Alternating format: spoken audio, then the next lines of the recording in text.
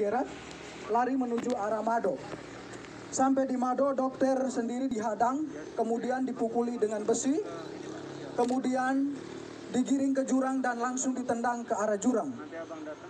Pada pukul 9 lewat sekitar 11 menit, mereka bergerak lagi menuju ke barak yang kedua yang dipimpin langsung oleh saya sendiri sebagai ketua tim. Di situ kami ada 6 orang. Saya sendiri sebagai ketua tim, Paman Selo, Paman Emmanuel Abi, Paman Patra, Suster Christine, Suster Anti dan juga Suster Ella yang sudah menjadi almarhum.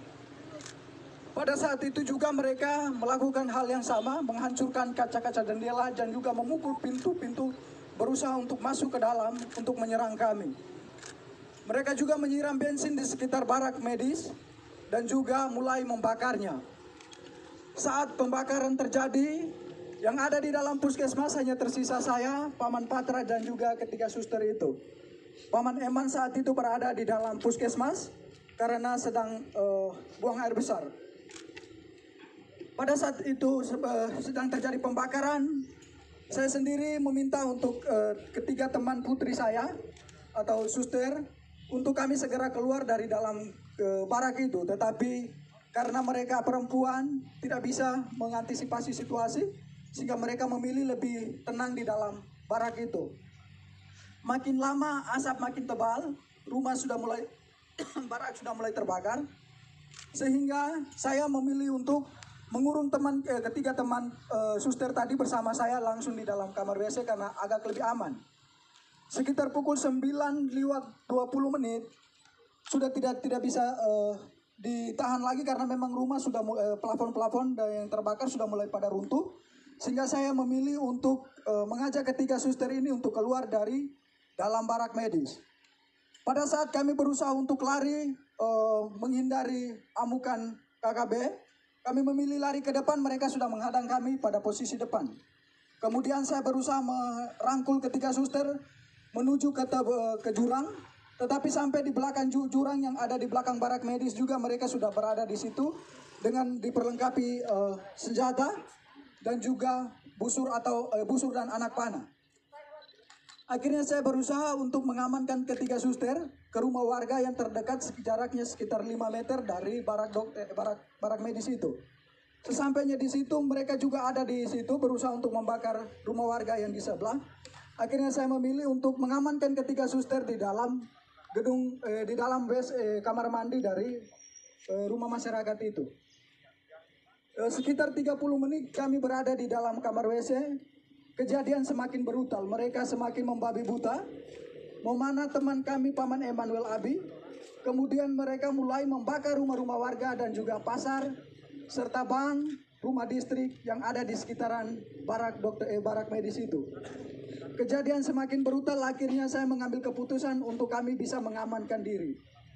Dalam hitungan detik saja, saya sebagai laki-laki mengamankan 3 orang perempuan pastinya tidak bisa karena mereka mengejar kami dengan senjata dan juga busur dan anak panah. Tidak ada jalan lagi, kami memilih lari ke depan, mereka sudah menghadang ke samping kiri kanan dan juga mereka sudah menghadang semua. Akhirnya di belakang kami terdapat jurang yang cukup terjal, kedalamannya sekitar 500 meter dengan sudut ketajamannya itu sekitar 90 derajat. Tanpa berpikir panjang, saya bertanya kepada ketiga suster itu bagaimana kita harus mengamankan diri. Mereka menjawabnya, kita lompat saja. Akhirnya tanpa berpikir panjang, saya menghitung 1 sampai 3 dan saya sendiri lompat pertama. Kemudian ketiga suster mengikuti saya untuk melompatnya. Sesampainya di bawah kami pikir bahwa kami sudah aman dari kejaran mereka, tetapi mereka tetap mengikut kami ke bawah. Sampai ke bawah saya sendiri tersangkut di akar pohon.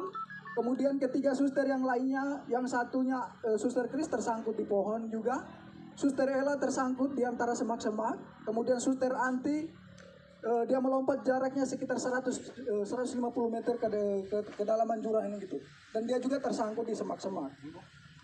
Mereka terus mengikut kami ke bawah, kemudian mendapati Suster Anti di bawah. Kemudian mereka naik, dapat lagi Suster Ella yang sekarang sudah ada di almarhum. Kemudian mereka dapat lagi Suster Chris. Saya sendiri mereka tidak dapat karena saya sembunyi di antara tebing dan juga akar-akar. Kemudian mereka mengumpulkan ketiga suster ini. Kemudian mereka semakin membabi buta. Mereka mulai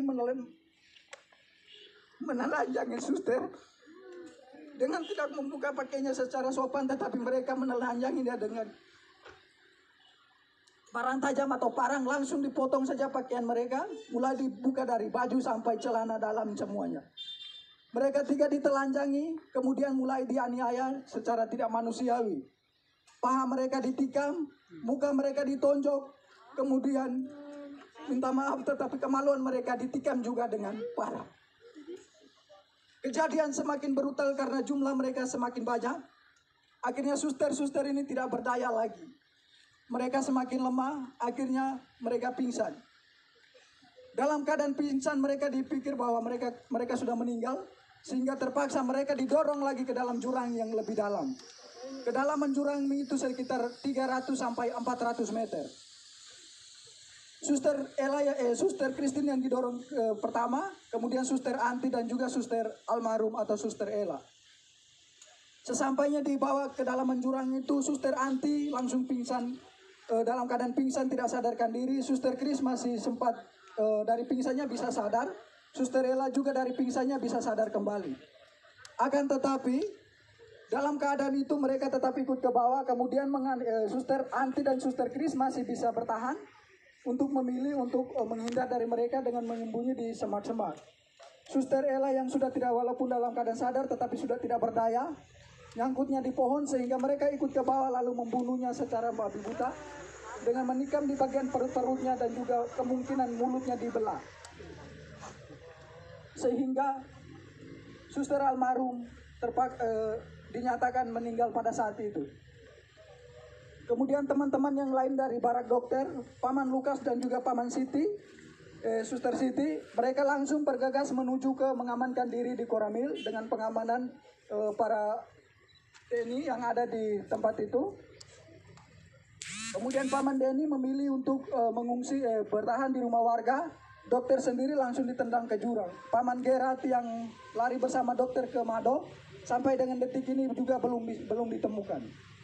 Suster Ella yang menjadi almarhum sudah ditemukan 2 hari yang lalu, sekitar pukul 17:30 kami berhasil menemukan dia bersama Suster Chris. Suster Chris bertahan selama 3 hari berada di bawah jurang itu. Puji Tuhan dia masih hidup. Yang meninggal hanya Suster Ella. Dia sudah ditemukan dalam keadaan tidak bernyawa. Mukanya sudah penuh pada belatung karena dibelah semua. Luka-lukanya sudah pada belatung semua. Dan kemungkinan ini hari ke-5, ke-6 ya. Sehingga mungkin almarhum tinggal tulang atau daging, sisa-sisa dagingnya saja. Kemudian Paman Lukas dan juga Pak Suster Siti langsung diamankan oleh pihak tentara yang ada di Koramil menuju ke pos Pamtas 403 yang ada di ketinggian atau yang di puncak. Kemudian Paman Denny juga dari rumah warga bergegas menuju ke Koramil mengamankan diri di pos Pamtas bersama dengan pihak dari Koramil juga. Dokter sendiri bertahan selama berada di jurang dari pukul 9 lewat sampai sekitar pukul 9 malam. Baru dokter dari jurang menuju ke arah pos Pamtas 403. Saya, Paman Eman, dan juga Paman Patra bersama Suster Anti dan juga Suster Chris masih tetap berada di dalam jurang. Pada pukul 5 sore saya sendiri berusaha, karena melihat situasi sudah aman, saya berusaha keluar dari semak-semak. Kemudian berlari menuju ke Koramil. Sesampainya di Koramil tidak ada petugas karena petugas semua sudah diarahkan ke pos Pamtas. Sehingga saya memilih mengamankan diri di salah satu rumah warga yang ada di sekitaran Koramil itu. Paman Patra tetap memilih dan juga Paman Eman tetap memilih bertahan di jurang bersama dua suster, tetapi posisinya terpisah. Kemudian pada malam harinya Paman Eman yang terkena busur itu, dia memilih untuk naik pada sekitar pukul 10 malam. Kemudian dia berusaha tidur di bawah kolom rumah warga yang ada di sekitaran jurang itu. Paman Patra tetap bertahan. Kemudian pada pagi harinya sekitar pukul 6, Paman Eman bergegas menuju ke Koramil untuk meminta perlindungan. Begitu juga Paman Patra. Sehingga pada sekitar pukul 7 kami 3 bertemu di Koramil dalam keadaan selamat. Suster Anti dan Suster Kris masih tetap bertahan di jurang. Suster Anti keluar dari jurang sekitar pukul 10 malam dengan kondisi saat itu hujan deras. Dalam keadaan telanjang, dia dari jurang menuju ke Polsek Kiwirok. Sesampainya di Polsek Kiwirok tidak ada petugas karena memang petugas semua sudah pada ngungsi sudah pada diamankan ke pos Pamtas itu. Mereka bertugasnya di situ. Kemudian Suster Anti memilih untuk bertahan di pos, tetapi karena takut dengan situasi, dia berusaha keluar dari pos lalu kembali bersembunyi di semak-semak. Sampai pada sekitar pukul 7 pagi, itu ada kegiatan pembersihan dari pos Pamtas 403, sehingga Suster Anti memilih untuk keluar dari semak-semak karena memang dia juga sudah pada tidak berdaya lagi. Menurut keterangan dari Suster Anti bahwa pada saat itu dia sudah pada siap untuk pasrah, untuk mati karena memang sudah sama sekali tidak berdaya. Tetapi dia berusaha merangkak pelan-pelan sampai ke pos polsek sehingga berteriak dan meminta pertolongan daripada pihak pos Pamtas. Istirahat dulu. Namanya siapa? Namanya?